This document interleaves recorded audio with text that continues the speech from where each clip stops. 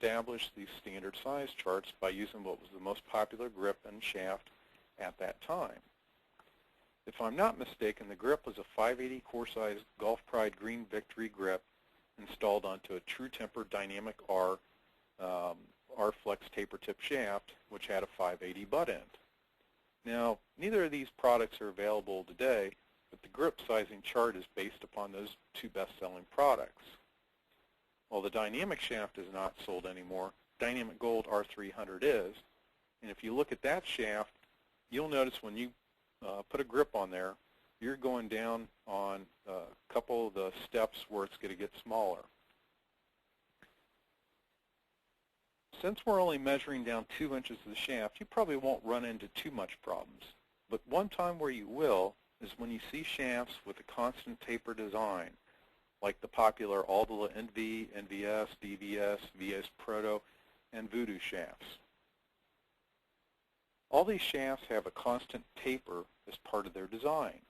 If you glance at our catalog or on our website, you'll see that the butt ends of these particular shafts are between 0.62 and 0.63, which are much larger than the majority of the shafts on the market. However, this measurement only applies to the very end of the shaft. And since we rarely play with the full length of a shaft, some material is going to be removed from the butt end. And for example, those selected Aldila shafts and woods are all 46 inch in length. If you install them into a standard titanium driver at 45 inches, approximately 2.5 inches will be removed from the butt end when you're taking into account the bottom of the bore to ground line measurement and the grip cap. So at this point, the diameter is nearly 20 thousandths of an inch smaller. And by the time the grip ends, the shaft underneath the mouth of the grip is only 550. We talked so far about measuring 2 inches down from the butt end of the completed club, which is our common point of reference for grip sizing. Believe it or not, these shafts will actually measure men's standard size with the 600 grip. And not to confuse matters worse, but to explain how this rate of taper affects grip sizing, let's look at the opposite scenario. This occurs when the shaft has a long parallel butt section longer than the length of the grip. Another way to state this is the grip remains the same dimension from the very butt end of the shaft for an extended length. One example would be like the Apollo Masterflex HP48 shaft. This shaft has a butt diameter measuring 600, and it remains that size for 16 inches. It's not uncommon that the graphite shafts will have a parallel butt section, but they're usually nowhere near that length. Even though those Aldila shafts that I mentioned may appear at first to suggest a larger grip size will occur with the same grip installed as compared to our Apollo Masterflex, it's the rate of taper at the butt end that's going to influence the final grip size along the entire length of the shaft.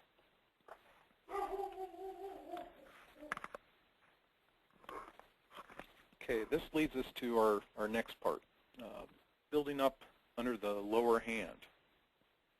The industry has chosen position A of the grip, as shown in our diagram, to be the reference point for standard grip sizing measurements. This is approximately the midpoint of our upper hand.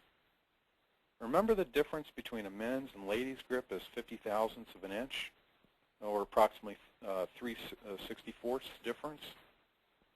Well, in the diagram, there's a secondary position listed, which is position B. This is approximately the midpoint of the lower hand and located 6 inches below the edge of the grip cap. Oftentimes, grip sizing is a matter of measuring only position A with little regards to the size of the lower hand.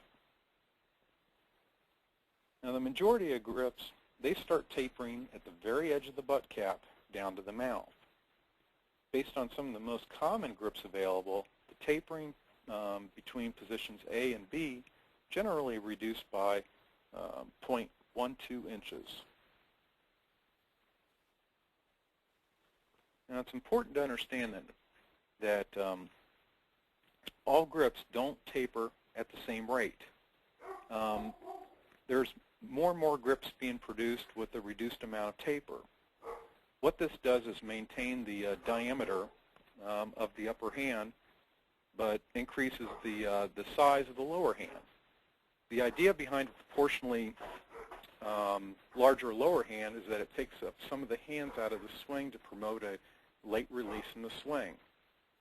There are even grips that have been made or available with absolutely no taper, and even ones with reverse taper. That is, the diameter of the grip is actually larger underneath the lower hand as compared to the upper hand.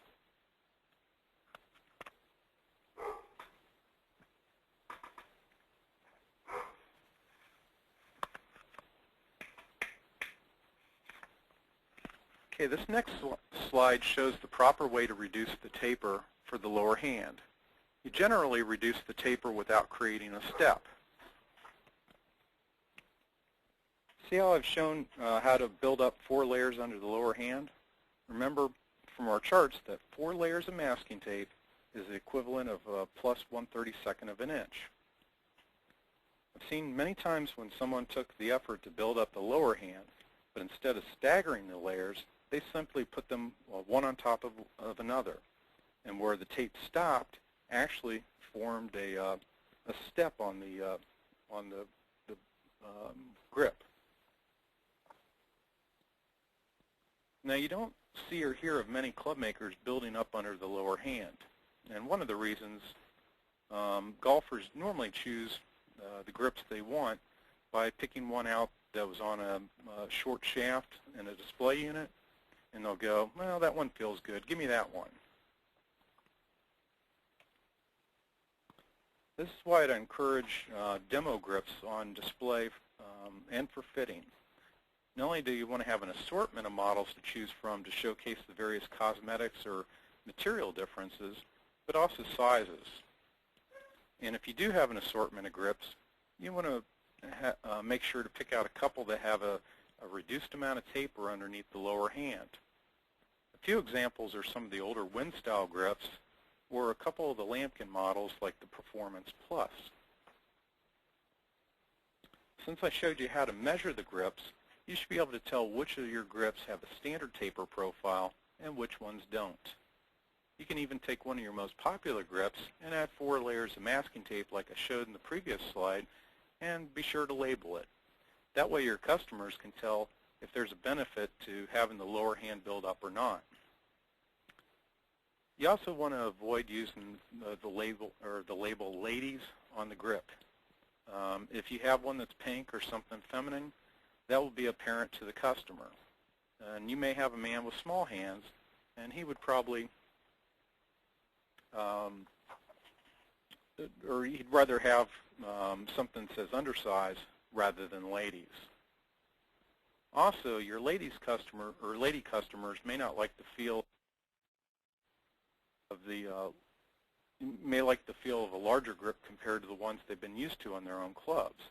And if you have the demos, then you will get a hands-on experience that they wouldn't at most golf shops, and this might help lower their scores in providing a comfortable, relaxed feel or a tension-free grip on their clubs. Well, that's a wrap on grip sizing.